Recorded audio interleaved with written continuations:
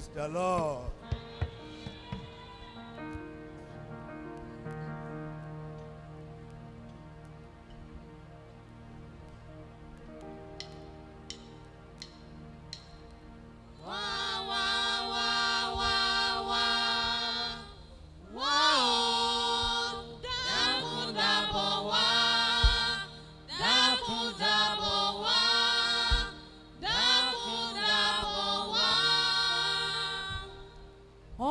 tó so iṣu àkàrà márùn-ún àtẹja wẹ́wẹ́ méjì dọ̀pọ̀ yanturu.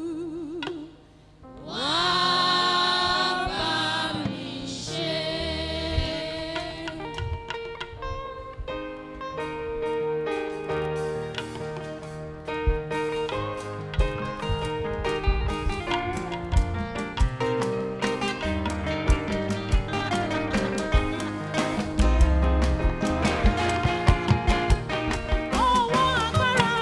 Ọwọ́ agbára ló fi ṣe o.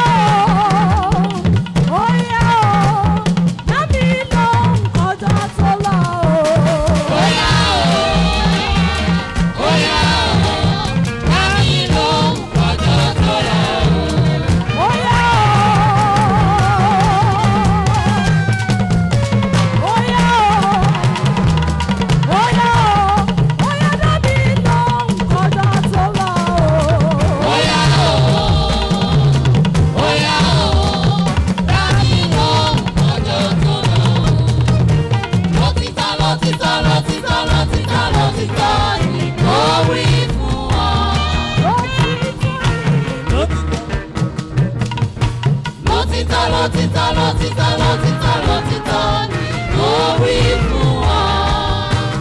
Ìwọ yóò ga, ìwọ yóò nílá, yóò dára fún ọ. Ìwọ yóò ga, ìwọ yóò nílá, yóò dára fún ọ. Lótìtọ́ ni. Lótìtọ́ lótìtọ́ lótìtọ́ lótìtọ́ lótìtọ́ ni mo wí fún ọ. Lótìtọ́ lótìtọ́ lótìtọ́ lótìtọ́ lótìtọ́ ni mo wí fún ọ. Èmi yóò ga, èmi yóò nílá, yóò dára fún mi. Èmi yóò ga, èmi yóò nílá, yóò dára fún mi. Lótìtọ́ ni o. Lótìtọ́ lótìtọ́ lótìtọ́ lótìtọ́ ni mo wí fún ọ. Lótìtọ́ lótìtọ́ lótìtọ́ lótìtọ́ lótìtọ́ ni mo wí fún ọ. Àwa yóò ga, àwa yóò ga, àwa yóò nílá, yóò dára fún wa.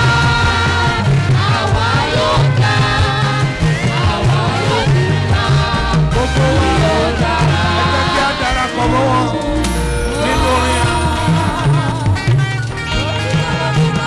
Everybody, lótìtọ́ ni mo wí fún ọ. ẹ jẹ́ ká la ẹnu wa ká kọ orin yẹn. Orin àsọtẹ́lẹ̀ ni. Lótìtọ́ lótìtọ́ lótìtọ́ lótìtọ́ lótìtọ́ ni mo wí fún ọ. Èmi yóò ga, èmi yóò ga, èmi yóò nílá, yóò dára fún mi. Èmi yóò ga, èmi yóò nílá, yóò dára fún mi. Lótìtọ́ ni o. Lótìtọ́ lótìtọ́ lótìtọ́ lótìtọ́ ni mo wí fún ọ. Lótìtọ́ lótìtọ́ lótìtọ́ lótìtọ́ lótìtọ́ ni mo wí fún ọ. Àwa yóò ga, àwa yóò ga, àwa yóò nílá, yóò dára fún wa. Àwa yóò ga, àwa yóò nílá, yóò dára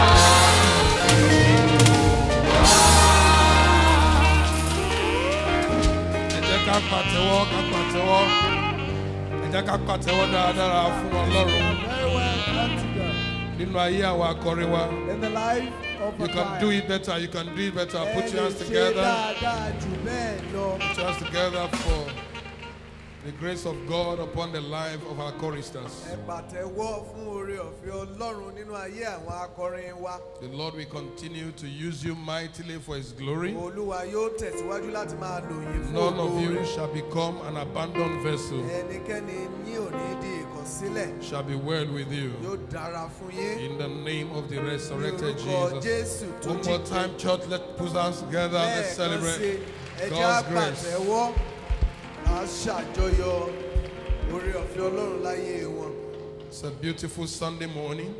Ó jẹ́ àárọ̀ dídára ti ọjọ́ ìsinmi. It's my great pleasure to see each and every one of us, Ó jẹ́ ayọ̀ mi ńlá jùlọ láti rí ẹnì kọ̀ọ̀kan wa. to felicitate with one another on the grace of this day. Láti ti ṣàjọyọ̀ pẹ̀lú tolórí tẹlẹ́mù fún oore ọ̀fẹ́ ọjọ́ òní. Lord, we bless you. Olúwa àyìn orúkọ Can I hear rẹ̀. a sounding amen? Ẹ ṣe àmín. Ẹ jẹ́ kí a gbàdúrà. Shall we pray? Olúwa, ẹ darapọ̀ mọ́ wa. Àmín, Ẹ rán ọ̀rọ̀ yín jáde àmín, pẹ̀lú àṣẹ àti agbára. àmín, Ọ̀rọ̀ náà kó má padà lọ́wọ́ òfo. àmín Jésù. Ká lè máa dúpẹ́ Àmín, ní orúkọ Jésù Kristi, Olúwa wa. àmín. Ẹsẹ̀ wúrà wa fún ọ̀sẹ̀ yìí. A golden verse for this Ló wà week nínú ìwé ìfihàn orí kẹta ẹsẹ̀ ìkẹjọ. is in Revelation 3:8. Orí kẹta ẹsẹ̀ ìkẹjọ. Chapter 3 verse 8. Ìwé ìfihàn. Revelation. Èmi mọ iṣẹ́ rẹ. I know your work. Kíyèsí, Behold, mo ti gbé ilẹ̀kùn ṣíṣí ka iwájú rẹ. I have set before you an tí open door ẹnikẹ́ni kò ní lè tì. that no one can shut. torí pé ìwọ ní agbára kékeré. Because thou have a little ó sì strength, ti pa ọ̀rọ̀ mi mọ́. and you have kept my ó sì word, ṣẹ́ orúkọ mi. and you have ọ̀rọ̀ not. Ọlọ́run ní eléyìí. This is the word of God tí a rán sí ìjọ Philadelphia. that was sent to the church of ṣùgbọ́n ẹ jẹ́ ká Philadelphia. wò ó. Well, let's consider it. irú ìjọ wo ni ìjọ Philadelphia? What manner of church is the church? kí nìdí of tí a fi rán Philadelphia? irú ọ̀rọ̀ yìí sí wọn? Why is it that such a word is kí sent ni to ìjọ them? Philadelphia nínú ìwé ìfihàn ní í ṣe pẹ̀lú orílẹ̀-èdè Nàìjíríà? What has the church of Philadelphia in Revelation has to do with àti Nigeria? ìjọ wa nírú àkókò yìí. And even our church in a time like this. now ohun tí a pè ní orí ọ̀rọ̀ ti àárọ̀ yìí. What we call the title of today's sermon òun náà ni àtúnṣe ipò. is divine repositioning. àtúnṣe ipò tàbí ìmúpadàbọ̀sípò. Divine repositioning or restoration. now ìjọ Philadelphia The church of Philadelphia tàbí ìlú Philadelphia yìí or the gangan city of kò Philadelphia. máa ń ṣe ìlú tó tóbi. It's not a big city, ṣùgbọ́n ó jẹ́ ìlú tí ọrọ̀ ajé ibẹ̀ tó rú gọ́gọ́. but it is a very rich city. ìtumọ̀ Philadelphia The meaning of òun Philadelphia náà ni ìfẹ́ arákùnrin. is the love of brethren. ṣùgbọ́n ìlú Philadelphia kò ń ṣe ìlú tó rọrùn láti gbé. But the city of Philadelphia is not easy to live in. wọ́n a máa ní àjálù ilẹ̀ rírí They have this tremor all of the time, tàbí ọ̀mìmì nínú ilẹ̀. or earthquake. àwọn tí a lè pè ní ìjì ìṣẹ̀dá ó máa ń jà wọ́n. What we can term the storm of creation ó máa ń ṣẹlẹ̀. always happens. nítorí pé àwọn iná inú àpáta ó máa ń ru jáde ní ẹ̀bá ìlú Philadelphia ní agbègbè Asia nígbà The náà. fire in the bowel of the rock always erupt as volcano. ó jẹ́ kí some ìlú of the yẹn time. kó wà ní àlàáfíà lọ́pọ̀lọpọ̀ ìgbà. It denies the city peace most of the ìdí time. nìyí bí wọ́n ṣe máa ń kọ́lé wọn ń bẹ̀ yàtọ̀. This is the reason the wọn kì architectural í lo design is bíríkì bí different. a ṣe ń lo bíríkì ń They sìn. don't use brick as we use. Now, nítorí àwọn ìṣẹ̀lẹ̀ tó ń ṣẹlẹ̀ ní àdúgbò yìí. Because of the happenings in this wọ́n á area, kọ́lé sílẹ̀ ṣùgbọ́n wọ́n máa ń gbafẹ́ níta. they build a house but they live outside of it. yàtọ̀ fún eléyìí Apart from this, àkókò yìí tí a ń sọ nípa ìlú Philadelphia the period of reporting, ó jẹ́ àkókò tó jẹ́ wípé ẹ̀sìn ìbọ̀rìṣà ó gba ayé kan. it is a time where idolatry pervades kódà all the earth. ní ìlú Philadelphia yìí a pè ibìkan níbẹ̀ tó jẹ́ ojúbọ Sátánì. Even in this Philadelphia, there's a shrine for the worship of tí Satan. àwọn èèyàn lọ mọ́ júbà fún Sátánì níbẹ̀. That people will go to pay homage àwọn to tí a bá Satan. kà nípa ìgbésí ayé àwọn ará Róòmù wọ́n fẹ́ràn ẹ̀sìn ìbọ̀rìṣà. Those of us who have read about Romans, we know that they ìlú love a lot of idols. Philadelphia náà pín nínú ìjagun ìbọ̀rìṣà yìí nígbà náà. Even Philadelphia share part so of nítorí this pé wọ́n ní idolatry. wàhálà pẹ̀lú ìbọ̀rìṣà yìí. Because they have a problem with this àìgbàgbọ́ idolatry. ó pọ̀ ńbẹ̀. People without faith are so many. ó mú kí ìjọ kìrìsìtẹ́nì tó wà ní Philadelphia kó kéré. It makes the church, Christian church in ó sọ fún alẹ́ kan Philadelphia so wípé small. àwọn àjálù ilẹ̀ rírí àti ọ̀mìmì ilẹ̀ ó pọ̀ ní agbègbè I bẹ̀. told us that place we have series of natural ohun tó tún burú disasters. ń bẹ̀ ó ní wípé wọn fẹ́ẹ̀ ní èdè mọ́ nílùú Philadelphia torí àwọn tí wọ́n kó wọn lógun wọ́n ti sọ èdè wọn di wọ́n ti sọ èdè ará Róòmù di èdè gbogbo ènìyàn. The worst part of it is that even they are subjugated in terms of language because the Roman conquerors so have kò sí forced their language kùkùn on dùn them. kò sí kùkùn dùn èdè àwọn ará Philadelphia gangan máa ń torí pé èdè ti di àmúlùmọ́là. We cannot really establish the original tongue of Philadelphians. ìyẹn nìkan kọ́ That's not all. àwọnúbọ̀nú èrò àti ènìyàn. Migrants in all ó ti forms. gba ìlú Philadelphia kan nítorí pé ọ̀nà gbòòrò tí àwọn ìjọba Róòmù ṣe tó la gbogbo ìlú tó wà ní abẹ́ Róòmù já ó ti mú kí ọ̀pọ̀lọpọ̀ ọgọ́rùn èrò kó máa wọlé kó máa jáde káàkiri. The very wide road constructed by the Romans so government àṣà have àti allowed ìṣe all manners of- oríṣiríṣi àmúlùmọ́là òun ló ti gba ìlú Philadelphia. They have miscegenated culture Ìyẹn nìkan tún there. kọ́. That's not all. nílùú Philadelphia yìí Even in this a pè Philadelphia, nǹkan kan ní ìrúbọ sí èrè olórí orílẹ̀-èdè. In this Philadelphia, something is called sacrifice to the statue of the head of the government. Àwa tí a bá ti wo àwòrán tàbí tá a kà nípa àwọn ará Róòmù, Those of wọ́n us- máa ń forí balẹ̀ fún ère àwọn olórí wọn. Those of us who have read about Romans or Ní eléyìí tó history, lòdì sí ọ̀rọ̀ Ọlọ́run. this is against the word of Torí God. àwọn ìpèníjà tí ìlú Philadelphia àti agbègbè rẹ̀ ní. Because of the challenges Philadelphia and Àwọn its environment face, àwọn ohun tó ń ṣẹlẹ̀, ohun tó mú kó ṣẹlẹ̀ ni wípé ẹ̀ṣẹ̀ pọ̀ nílùú Philadelphia. what brought them was the sin that Bẹ́ẹ̀ni was sọ there. fún àánú Jeremiah orí kẹrin ẹsẹ̀ kejìdínlógún. Bible tells us in Ẹ̀ṣẹ̀ Jeremiah, àti ìṣe yín your sin and your conduct òun ló mú ìjìyà wá fún yín. brought this punishment upon you. Ìyẹn nìkan kọ́. That's not all. Nítorí pé à ń forí balẹ̀ fún ère àwọn aláṣẹ orílẹ̀-èdè. Because bowing down to the Ó statue ti mú of kí ènìyàn the kó máa leaders pín nínú ògo Ọlọ́run. made man to share the glory of God. Bíbélì sọ́nù ìwé Àìsáyà orí kejìlélógójì ẹsẹ̀ ìkẹjọ. Isaiah 2:38. Àìsáyà 42:8. 42:8. Ó ní èmi ni Olúwa ń ò yí padà. I am God, I change it Ògo not. mi kò ní pín pẹ̀lú ẹnikẹ́ni. Glory, I will not share with anyone. Ìyẹn nìkan kọ́. That's not all. Ìṣàìgbọràn sí ọ̀rọ̀ Ọlọ́run ó pọ̀ nílùú Philadelphia. Disobedience to the word of God is Ó rife. pọ̀ gan-an So rife. nítorí pé Because wọ́n forí balẹ̀ fún ère ènìyàn they were- dípò Ọlọ́run tó dá ohun gbogbo. They were bowing down for the statue of man instead of to Wọ́n God. forí balẹ̀ and fún everything. oòrùn. They were bowing Wọ́n down to forí sun, balẹ̀ fún òṣùpá. even unto the moon, Wọ́n forí balẹ̀ fún odò. even unto Wọ́n forí balẹ̀ rivers, fún àwọn òrìṣà oko. even to the deities of the farm. So wọ́n gbàgbọ́ wípé àwọn òrìṣà yẹn ló ń jẹ́ kí wọ́n máa ṣe é ṣe fún wọn. They believe that it is these deities that Eléyìí make tí things inú possible for Ọlọ́run ò them, dùn sí. for which God was not Bẹ́ẹ̀ni happy. sáà sọ fún wa wípé And the Bible tells us, ìwé Exodus orí ogún ẹsẹ̀ ìkẹta. Exodus 23, Wọ́n kò gbọ́dọ̀ ní Ọlọ́run mìíràn thou shalt lẹ́yìn mi. have no other God beside me. Nítorí wá jẹ́ wàhálà fún ìjọjù. The biggest problem for the church, Nítorí pé ẹ̀sìn ìbọ̀rìṣà pọ̀. because idolatry Àwọn was much, onígbàgbọ́ dẹ̀ kéré. and Christians were so Àwọn small. onígbàgbọ́ ní ìgbóguntì lóòrèkóòrè. Christians have a Ẹ lot jí màmá of tó ń tribulation. sùn lẹ́gbẹ̀ẹ́ yín yẹn kó lajú. Wake whoever is sleeping by your side. Àwọn onígbàgbọ́ ní ìgbóguntì Christians were having lóòrèkóòrè nínú gbogbo all ìgbà manners of problem all the time nítorí ẹ̀sìn ìbọ̀rìṣà. because of idolatry.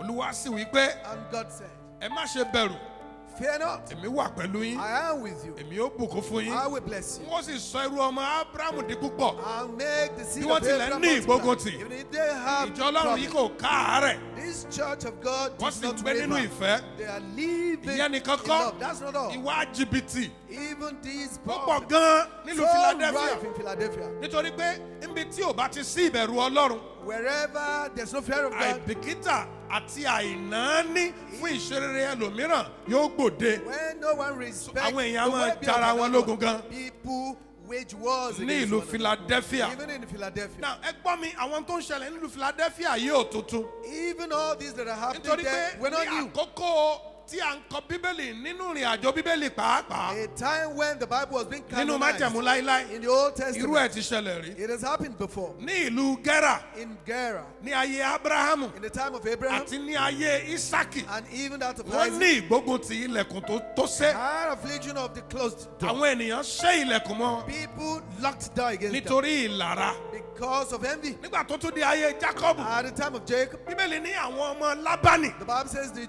wọ́n children gbógun of ti Laban Jákọ́bù wage war against wípé Jacob, ó san pa wá síbí, that you came here. ó san pa wá síbí. He came alone Ó sani kan wá síbí without anything in his hand. láìsí nǹkan kan lọ́wọ́ And rẹ̀. in 20 years he has become very rich. Ní ogún ọdún ó sì ti á So di the ọlọ́rọ̀. children of Laban became very envious of him. Àdíẹ̀ lára àwọn ọmọ Lábánì And Jacob became worried. ní ọkàn Jacob bá pòrúurú. And he had to begin to prepare to ask God for a direction. Ló bá sì bẹ̀rẹ̀ sí ní bí Ọlọ́run pé And kí God told lọ́kàn. him to go back home. Ọlọ́run sì ní ọmọ To lọlé. go back home. Máa In lọlé. the time of Samson, Ní àkókò the Sámúsónì, Philistines ganged up against him. àwọn ará Fílístínì wọ́n dì pàǹpá sí. They bungled his vision. Gbogbo òran rẹ̀ wọ́n bàjẹ́. He died prematurely.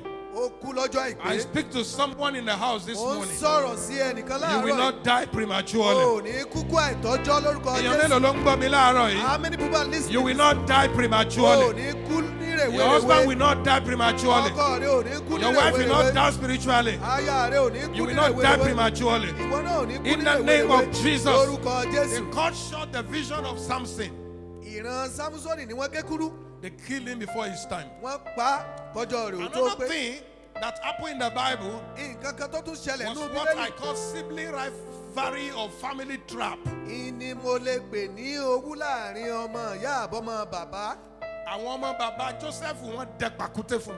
The brethren of Joseph set a trap for Ó him. sì bọ́ sínú rẹ̀. And he was Wọ́n caught ta in it. sóko ẹrú. He was sold into slavery. Wọ́n mọ̀ pé wọ́n ran àyànmọ́ àti ìṣẹ̀dá They lọ́wọ́ never ni. realized they were helping his Gbogbo ọkàn destiny. tó wà ń bí tí ayé All ti the dẹ souls pàkúté here whose trap fún. has been set Lórúkọ Jésù, In the name of tàkúté Jesus. yẹn kò ní mú ọ That lẹ́sẹ̀. trap will not catch you. Tàkúté yẹn kò ní ré mọ́ ọ That lẹ́sẹ̀. trap will not catch you. Every trap that was set for Joseph Gbogbo tàkúté tí wọ́n dẹ fún Jósẹ́fù. became a pathway to the fulfillment of his life Ó vision. wá jẹ́ ọ̀nà láti mú àyànmọ́ Tí rẹ̀ a bá ṣẹ. rí ẹnikẹ́ni tó ti bọ́ sínú páńpẹ́ ayé lónìí, If there is anyone that is in the mo trap of kéde the ní world orúkọ today, ńlá Jésù I Kristi ti declare in the Násárẹ́tì, mighty name of Jesus of páńpẹ́ Nazareth, náà kó di àtẹ̀gùn sí ìṣeré shall be rẹ̀. a stepping board Èèyàn of mélòó ló ń goodness. ṣe àmì àdúrà How yìí? many people have said amen?